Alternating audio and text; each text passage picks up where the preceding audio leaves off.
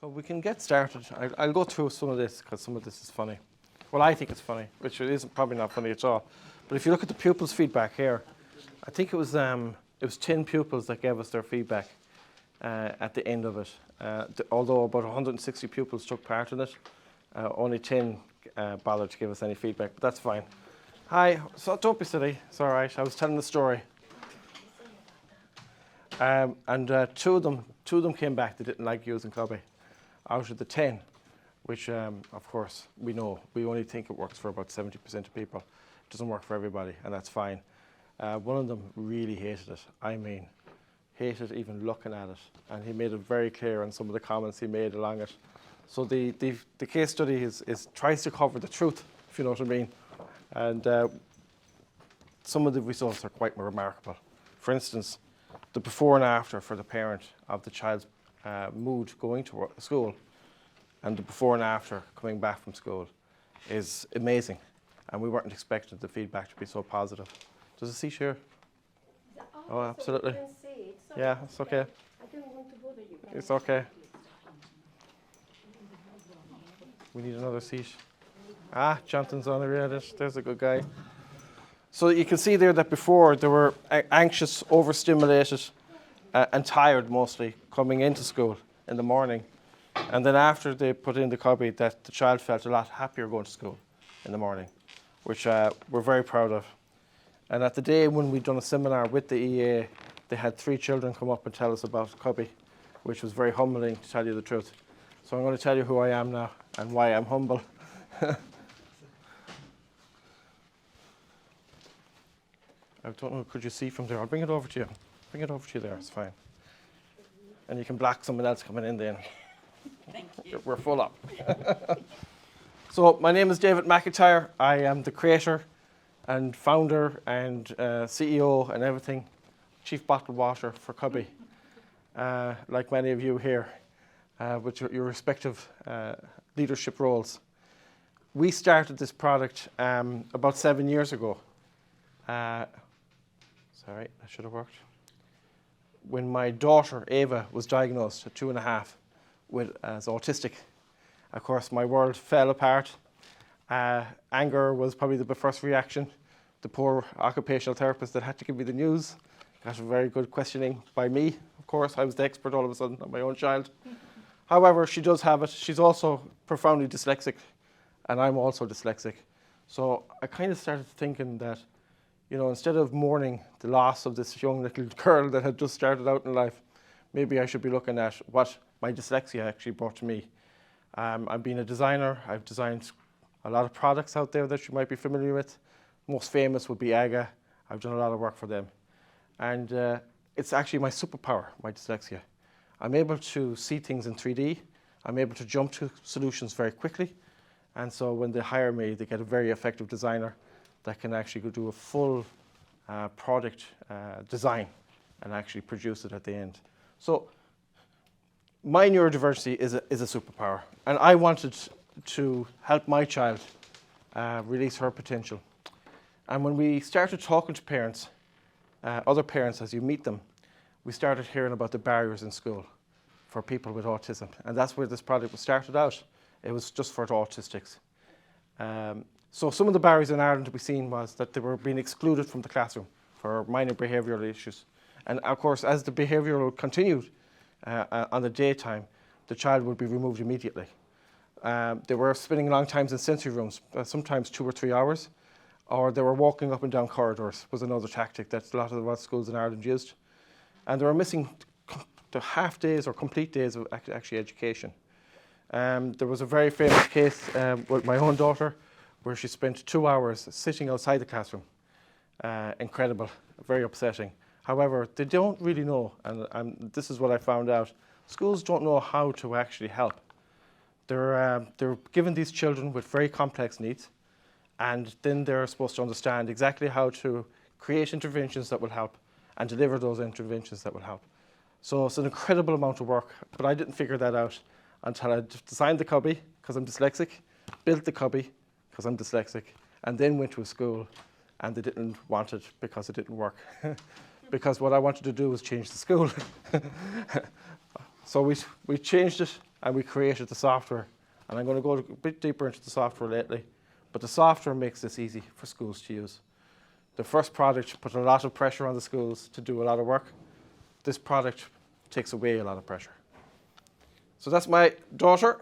I've actually got 2 daughters, autistic. The second was just diagnosed there lately. We knew, of course, but it took a long time to get the diagnosis. And I think you have a similar problem here in the UK. So I'm going to tell you about sensory processing disorder, they call it. We try to change the language. It's a fact of life. A lot of people have it. It can't be really a disorder. I'll ask you a question, for instance. Anybody here turn down the radio when they're parking their car? I do. That's sensory overload. You have too much going on. You have to turn something off. So we all really have a little bit of it, if you know what I mean. However, for my daughter, sound, she can probably hear people talking in the next room as clearly as she would hear me talking here with you guys. She can't filter it. There's 4 different types of sensory people. There's the seeker. You know the seeker. They're the ones that are full of life.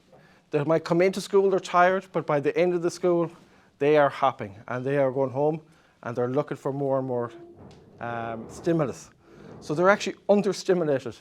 And what happens for seekers, most of them can't stop seeking the input and they go into a sensory overload situation, which can be violent at times, or it can be lockout. They can lock in themselves or hide.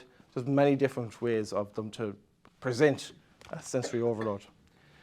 Bystander, my daughter, oldest daughter, is bystander. She doesn't understand facial expressions, body language. So they call them bystanders. It's because they stand outside the crowd. They're not involved with the crowd. They don't understand the game that the children are playing. So they call them bystanders. Sensor, Ava is a sensor. She can hear. It's like the Bionic Man. I don't know, does anybody remember the Bionic Man? But the Bionic Man could hear from miles away. It's something very similar. And her eyesight is very sensitive to light. It hurts her. It causes her pain. And on a dull day, she'll be wearing sunglasses. It's interesting, actually, because a couple of years after that, she stopped wearing sunglasses. So it changed for a little while. And then only a year ago, she started wearing sunglasses again. So it changes all the time. It's not stagnant. It's not you have this and therefore that's it. It's actually evolving and changing as they get over. And the avoider is overstimulated and needs a quiet space. They're the ones you usually find underneath the desk. They're avoiders. They're overstimulated. They're holding their ears. They are trying to get away from the stimulus. I have to do this every time because they couldn't get me a clacker. 15% of the population have SPD. That's from California. I was in a talk yesterday that said it's more like 30%, but I'm going to stick with 15%. It covers autism. Majority of people with autism, over 90% of people with autism will have SPD. ADHD is about 50%. DCD, it goes down again to 30%. But all these will have some kind of SPD or sensory processing issue. And of course, you can have sensory processing issues without any other diagnosis. That's what the car analogy is telling you, that we all have this sensory need, some more acute than others. So the best way I can explain what's happening to a person with sensory processing disorder is it's like the brain is like a giant computer taking in information. And we all do it. We're taking millions of bytes of information every second. Every little bit of light, every bit of movement is coming in. But what most of us can do is we can delete it instantly. So our brains actually, they delete 99.99% of that information coming in. So it's like a dam of water coming towards you. I was trying to get dam busters. Don't know if any of you remember that, but I couldn't find a good enough photograph. But it's like a dam of water. We're able to filter it down just to a stream. That's what most of us are able to do. However, for someone with SPD, if this would ever work, it's more like this. It's just flowing in all the time. And it overwhelms them. And they're trying to deal with this. When they're sitting there quietly doing their homework or doing their work, they're still getting all that information. It's not stopping. It's just that they're able to, for some reason, keep it together for that long. It's incredible. This is the traditional approach, sensory rooms. We're not big fans. However, they can work. If you spend about 50,000 on a proper one, put it in a proper size room, at least this size of room, and you hire an occupational therapist who can define and create a program of help for that each individual child coming in. That's what you need to do, right? The occupational therapist will maybe see 4 to 6 children in a day. I'm sure most of you have a lot more children that need this kind of support. They're hard to clean, blah, blah, blah, blah, blah. And this is what we have. I have this slide because I never have Cubbie in front of me. So I'm going to take you through the actual product instead of showing you this. So one of the things we had to do at the beginning was the first one we ever sold was through a hospital, and they made us go through a very tight hygiene standard. So everything is wiped down, cleanable. The computers, there's 2 computers. There's the touchpad, there's another computer up on the top, and there's a laser projector. All of that is hemmed in behind steel panels. They can't be accessed. Nobody can hurt themselves off it. We have 3 different kinds of seats. And the idea is for those that need a proprioceptive, but they also need I'm dyslexic, so I can't pronounce the words very well, but proprioceptive and movement, I'll simplify it, that's probably the best way. They sit in this, they can get the hug that they need. If they have dyspraxia or they have clumsiness in their sensory profile, they get this kind of seat. And if they need the movement but they don't like touch, they get the bigger suite. And that's what we have in here, the bigger swing seat. And that's the most popular one for some reason, but especially in secondary schools, that's the most popular one. The interface is easy to use. Each one of your teacher assistants, or pupils if you're in a secondary school, will have their own ID code. And each one of these units is actually connected to a team of occupational therapists. So what it does is, when you buy a Cubbie at the initial stages, the first thing we do is train your SYNCO, usually your SYNCO, but someone at the top of the management, how to use this dashboard.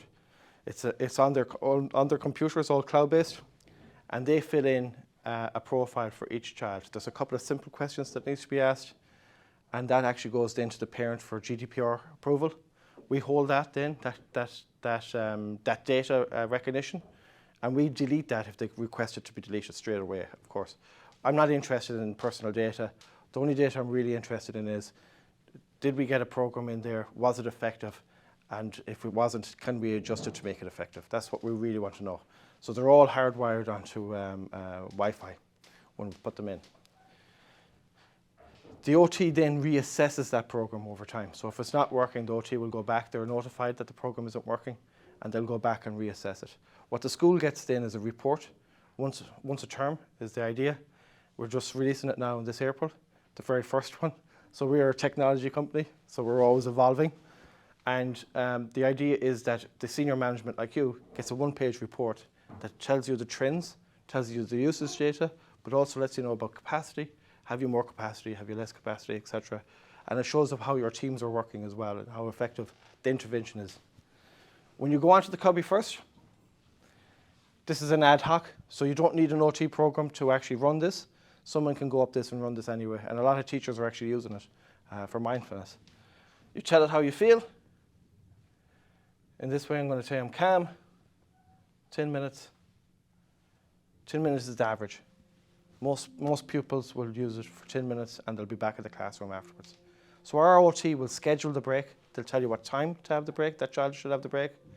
In secondary schools, it's usually more autonomous, but in primary schools, it is, of course, they're brought there by their teacher assistant or LSA or whoever is in charge.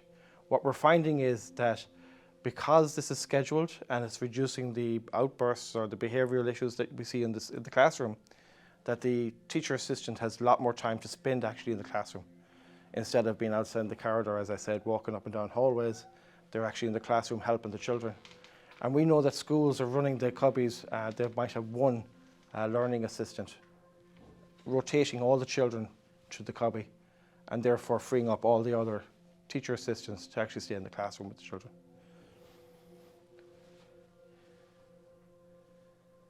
I'll go back here because this has to prompt me for the next one. So that's what Cubbie looks like.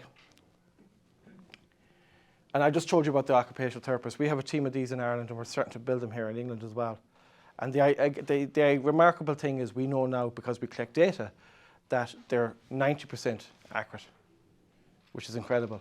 We know that 90% of the programs are actually better than the ad hoc ones. So they're 3 times more effective than the ad hoc. Someone coming in and just creating their own programs, which will remind you of sensory rooms. So we know that that link has worked, which is very interesting. We also know that we also went back to the 10% that weren't working and redesigned all those programs. So we did that remotely. Nobody told us to do it. Nobody identified that. Our system identified us, and we automatically done that. And that's part of the service that you're getting with this product. It's evolving with the students, but it's also evolving with the school. So when students leave at the end of the year, you get another batch of new programs coming in. One of the incredible things is that they can actually move the programs with them. So for instance, if they're transitioning to another school, they can actually bring those programs with them to that new school.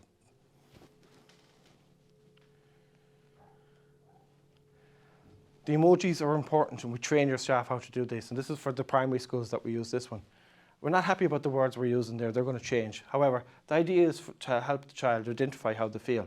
I don't know, does anybody here know zones of regulations and stuff like that? So it's similar to that, but not the same. We're looking at 5 zones.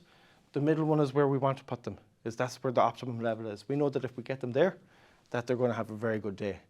And it resonates as well after school.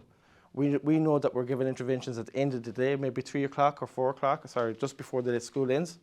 And the idea is that they're going home, they're masking all day, and when they go home, they let loose. It's their space. And we're reducing that impact now on families as well. So there's a bigger picture here than just the school.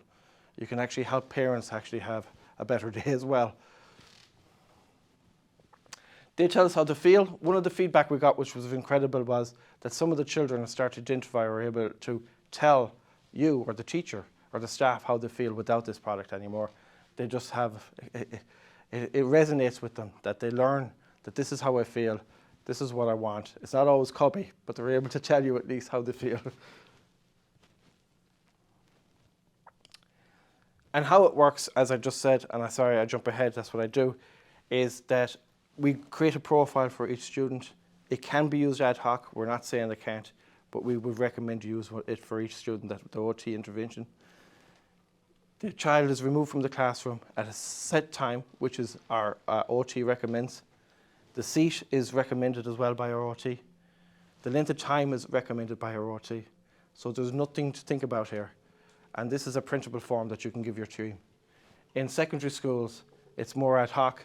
We have a special card that they use, and they actually just place the card up, and the teacher knows where they're going. And one of the things we're building now is a piece of software that actually tells the teacher on their laptop that the child is actually in the Cubbie having their break. So now they know where they are, and it's a safe space. 10 minutes, the child returns back to the classroom, and they're regulated, and they're able to participate. And the case study that I've given you there shows how that all works and what the feedback we got. That was done over an 8-month period. Sorry. I have a clicker, but it's at home. And I told you about this. So we assess at the beginning, we make a program, and then we measure, then we reassess. And it's continuous. Software does it. The Cubbie's distracting me. And this is the report that you get. Oh, it didn't work. Isn't that terrible? Might be the next one. Yes, this is the report you get. Sorry. So the idea is that these are the program schedule breaks before and after. This is actually the Treehouse. I don't know, does anybody know Treehouse? So this is Treehouse. They bought a Cubbie there last year. So this is their first report that we've just generated. So before and after the students, you can see the green is indicating that there's improvements. This is unscheduled. Again, there is improvements, but it's not as good as the OT one. And this is the well-being trend in overall. There's a key up here that tells you how they're feeling. So they're telling us how they feel, and we're getting out how they are before and after. Then we're looking at capacity, the usage data, how often it's being used. Are you getting value for money? Unscheduled breaks compared to, unscheduled breaks, 30%, gives you a capacity reading. You know that you can get more children onto the program if you need it. And then the usage data then overall. So it just gives you a good snapshot of if the tool is being used and if the tool, the intervention that you've designed and brought in is actually working. We know now because of there's been 18,000 breaks in 50 Cubbies around schools in Ireland from last September, which is quite a lot, and we're very proud of it. And as a parent, I'm kind of humbled to think that we've designed a product that's been used every day, and that's actually doing some good. I think I don't need this presentation. The case study, everybody recommended it. Everybody got something out of it. There was 2 kids that didn't like it. I told you, one of them really didn't like it. That's all right. We train your staff as well. So there's a whole introduction piece that we give as well before they get the Cubbie, that your staff understand that it's by consent only. There's no locks on the doors. If the child wants to leave after 5 minutes, it's fine. If they get bored, tell us. We'll write a new program. It's that this is about their journey through the school day, as well as you trying to help them and make it an intervention that might actually put them back in the classroom. So we will train your staff, and we will train them again then when the Cubbie comes in. They're showing how to use the swings and how to place the product and how to do all that. So there's really a turnkey solution, if you like, for the whole school. I really need a clicker. So a snapshot or a summary for the case study really is, do pupils like using it? We have an 88% retention rate on all the Cubbies. Some of the Cubbies have been in 5 years, and so we're holding a very high retention rate. So the kids are not getting sick of it. It's not becoming a tool that's left there after a period of time that nobody uses, because that's a big problem. So we're happy about that, obviously. Less school absenteeism. We know that children that would present in the morning might leave or not come to school. We know that's dropping in the schools that have Cubbies. So less, what's the word they use here? It's not expulsions, it's referrals. Yeah. Less of that, hopefully. We haven't measured that yet, but we think that this is going to be one of the knock-on effects of this product, especially with people with anxiety, that high anxiety point. If they can use this in the morning, it can help greatly. Classroom assistance, we know we're increasing the capacity. We know that we know we can increase the capacity in Ireland from 4 to 24, because we've done it. They just put a full-time assistant on this. Their job is to run this product, and they can go to the classrooms and pick them up. That frees you up completely. Teachers, better engaged. The report says better educational outcomes. I think that that's going to be the result of it. I can't prove it right now, but we will. But they are telling us that the engagement levels are increasing. And some of them said there was a significant increase in the engagement of the child coming back from Cubbie breaks. Less time lost for your Synco and less time lost for your principal. How much time is being lost for Syncos or management teams outside cubicle doors in schools, trying to talk somebody out of the room or out of the toilet? And how much time is lost organising for that child to be picked up by the parent? You're sitting there, if someone has to sit there with that child, there's hours lost every day. We know that principals were losing about 20% of their week due to behavioural issues in Northern Ireland in the schools we were. We reduced that down by 70%. So 70% less time. That might make a lot of sense, but maybe you like the break. You can do your other job. Our mission is empower participation. We're not about inclusion. Inclusion is you're in the same room or the same building and you're included. And participation is you're actually in the classroom, participating in your curriculum, or you're in the football field, because we have them in football stadiums, and you're watching the match, or you're in the library. We have them in libraries in Ireland. You're reading a book with your teammates or your classmates or your parents. You're not actually hidden away or included somewhere else. Support families. We designed this for us and our kids. It's remarkable how it's changed over the last few years, but there is a huge halo effect for families outside of this. And in Ireland, we're building a network of Cubbies.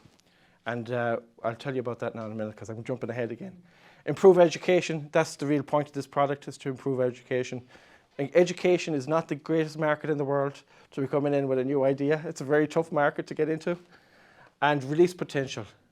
We're now talking to 4 of probably the largest multinationals in the globe that are now talking to us about putting Cubbies in. And it's an interesting way they want to do it, because I thought it was to tick a box and they have plenty of money. But actually, they want to attract this talent into the schools, into the workforce, which is an incredible change mindset that we're looking at. So they're going to be talking to your governments in time and saying, hey, we need more people coming out with neurodiversity. We've created an app. The app is linked to all the Cubbies. So when you buy a Cubbie, and we will be putting them in libraries and public spaces, hopefully here in England as well as we are in Ireland. The idea of the app is that somebody in a secondary school or third level school can download the app. It's free. They get a promotion code from the organisation, and they can actually get their own sensory profile made. And then now they can go to any Cubbie, anywhere, Ireland or England or wherever that we put them, and they can get that programme. It's delivered. So the idea is as well for primary schools is for the mother or father or the parent, they can actually download the app, and they're automatically linked to the school. They use the same email address, and they can get their children's programs. Once they go up to a Cubbie to put in their code, and their children's programs are available to them. So the idea is that we build a network and a community, but we're starting in schools. And what we want to do is drive them young people through the education sector, where they get a proper education or as best they can, and then they go back to the workforce, and they're supported in the wider community as well. All singing and all dancing, I think someone said. Ofsted, there's a lot of stuff going on at the moment. There's a couple of changes coming down the line for you guys. Ofsted was saying that you can't get an outstanding unless you have demonstrated that all the pupils in SIND have equal access. We think this will help you greatly to do that. And the SIND and AP improvement plan, I'm not sure did anybody read it. I'm reading it at the moment. I'm a very slow reader, but I am reading it. So they're talking about interventions need to be evidence-based. Well, we can provide a lot of that for you guys. It needs to be data reports, as I just showed you those. Standardized approach. This is probably the first standardized approach that this space has ever had. And inclusion beyond education. And we deliver that too. It's like they wrote it for us. It's very easy to use. And anybody then can ask me any questions they like. And thank you very much. And sorry. It's hot in here.